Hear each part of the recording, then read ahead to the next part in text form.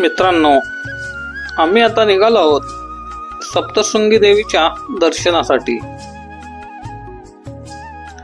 श्री सप्तशृंगी गड नाशिक पासून 60 किलोमीटर अंतरावर आहे। आपल्याला सप्तशृंगी गडावर जाण्यासाठी घाट रस्ता लागतो। या घाट रस्त्यावरून जाताना आपल्याला निसर्गाचा आनंद घेता येतो। पावसाळ्यात या घाटातून जाताना आपल्याला ठिकठिकाणी छोटे छोटे धबधबे बघायला मिळतात। पावसाळ्यात आणि हिवाळ्यात या घाटामध्ये मोठ्या प्रमाणावर धुके पडते। या घाटाची लांबी साधारण 5 ते 7 किलोमीटर आहे।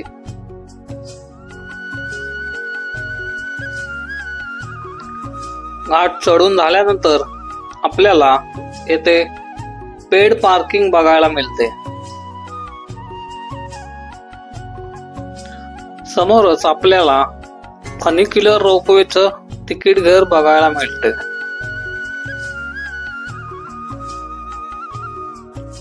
या रोपवेचं तिकीट मोठ्यांसाठी 90 रुपये तर लहान मुलांसाठी 45 रुपये आहे। पुढे आल्यानंतर आपल्याला छोटी छोटी दुकाने बघायला मिळतात। रोपवेला गर्दी असेल तर या ठिकाणी बसण्याची व्यवस्था केलेली आहे। इथून खाली आल्यानंतर आपल्याला ही फनिक्युलर रोपवे बघायला मिळते। या रोपवेच्या सहाय्याने आपण फक्त 3 मिनिटात मंदिरापर्यंत पोहोचतो।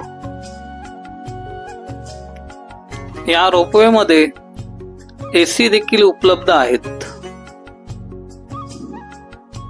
या रोपवेतून भरपूर लोक प्रवास करतात। या रोपवेच्या काचेतून आपल्याला बाहेरचा परिसर बघायला मिळतो। रोपवेतून वरती आल्यानंतर आपल्याला माता सप्तशृंगीचे दर्शन होते।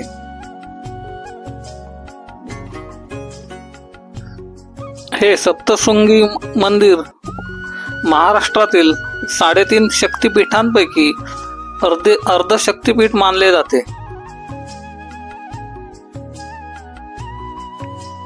सप्तशृंगी देवीच्या दर्शनासाठी दरवर्षी लाखो भाविक येत असतात। नवरात्रीमध्ये येथे मोठ्या प्रमाणावर उत्सव होतो।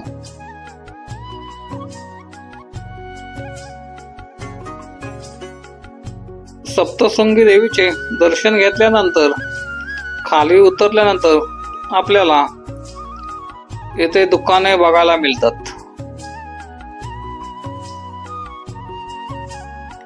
या दुकानामधून आपल्याला घरी नेण्यासाठी प्रसाद घ्यायला मिळतो। तसेच अनेक वस्तू आपल्याला या दुकानातून घेता येतात।